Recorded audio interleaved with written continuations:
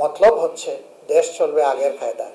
তো কৃষক এক পাম্প থেকে আরেক পাম্পে দৌড়াদৌড়ি করতেছে, পাচ্ছে না। এখানেও সিন্ডিকেশন দেখতেছেন যে জ্বালানি মজুদ আছে, সাইন লাগিয়ে রাখছে, এখানে জ্বালানি নাই, তেল নাই, পরে আবার ধরা পড়ছে এখানে আস।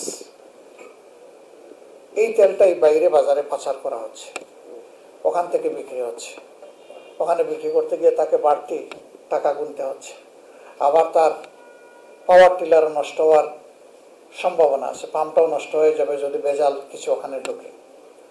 এই যদি দুষ্ট চক্র চলতেই থাকে তাহলে বড় মৌসুমের যে খাদ্যের প্রাপ্তিটা আমাদের, যদিও এটা এখন কাটার সময় এসে গেছে, সাফারিং যা হবার হয়ে গেছে, কিন্তু এরপরে আউশেও যদি এটা কন্টিনিউ করে, ইতিমধ্যেই বিশ্ব খাদ্য সংস্থা থেকে শুরু করে জাতিসংঘ থেকে শুরু করে সবাই ওয়ার্নিং দিচ্ছে, যদি যুদ্ধ এখন থামেও তারপরেও তার প্রভাব কয়েক মাস চলবে।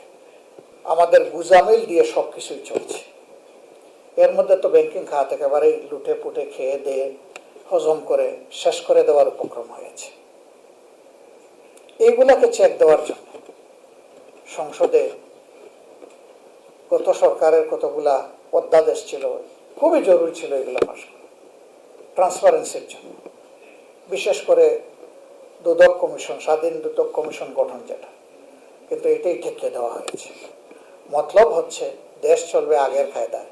তো রক্ত জ্বলল, জীবন গেল, পঙ্গু হলো, ক্ষতি হলো দেশে, বহু মায়ের বুক খালি হলো, বহু বোন তার স্বামী হারালো, বাচ্চারা এতিম হলো। তার জবাব কি? এই জবাব কে দিবে? রাজনীতিবিদদেরকে জবাব